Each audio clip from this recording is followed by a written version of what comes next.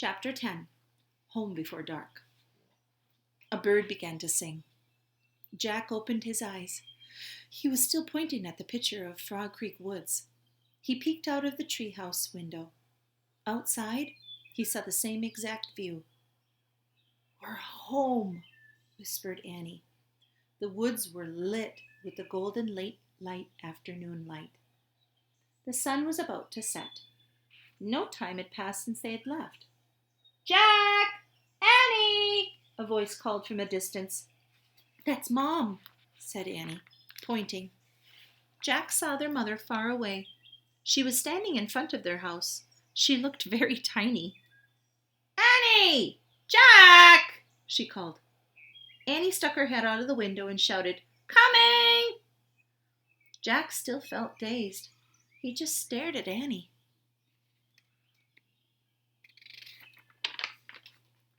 "What happened to us?" he said.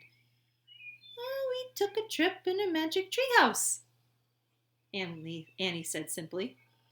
"But it's the same time as when we left," said Jack. Annie shrugged. "And how did it take us so far away?"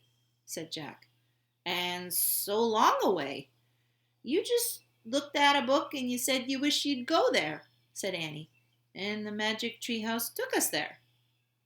"But how?" said Jack. "And who built this magic treehouse? Who put all these books here?" "A magic person, I guess," said Annie. "A magic person?" "Oh, look," said Jack. "I almost forgot about this." He reached into his pocket and he pulled out a gold medallion. "Someone lost this back there. In Dinosaur Land. Look, there's a letter M on it." Annie's eyes got round. "I think M stands for magic person," she said. "I don't know," said Jack. "I just know that someone went to that place before us." "Jack! Annie!" came the distant cry again. Annie poked her head out of the window. "Coming!" she shouted. Jack put the gold medallion back into his pocket. He pulled the dinosaur book out of his pack and put it back with all the other books. Then he and Annie took one last look around that treehouse. "Goodbye, house," whispered Annie. Jack slung his backpack over his shoulder. He pointed at the ladder. Annie started down. Jack followed. Seconds later, they hopped to the ground and started walking out of the woods. "No one is going to believe our story," said Jack. "So let's not tell anyone," said Annie. "Dad won't believe it," said Jack. "He'll say it was a dream," Annie said. "Mom won't believe it," said Jack. "He'll say it was pretend," said Jack. "My teacher won't believe it," said Jack. "She'll say you're nuts," said Annie. "We better not tell anybody," said Jack. "I already said that," said Annie. Jack sighed. "I think I'm starting to not believe it myself," he said. They left the woods and started up the road towards their house.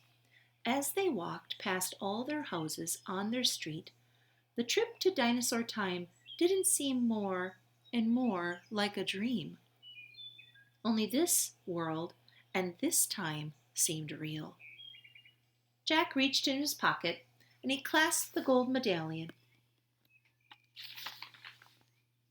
He felt the engraving on the letter M.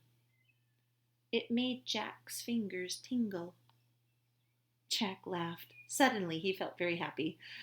He couldn't explain what had happened today, but he knew for sure that their trip in the magic treehouse had been real. Absolutely real. "Tomorrow," Jack said softly, "we'll go back to the woods." "Of course," said Annie. "And we'll climb up to that treehouse," said Jack. "Of course," said Annie. "And we'll see what happens next," said Jack. "Of course," said Annie. "Race you." And they took off together, running for home. The end. I hope you enjoyed it. hearing it audibly again. And boys and girls, when you're out on your own adventures, keep your head down, because you might find a medallion. Have a good day.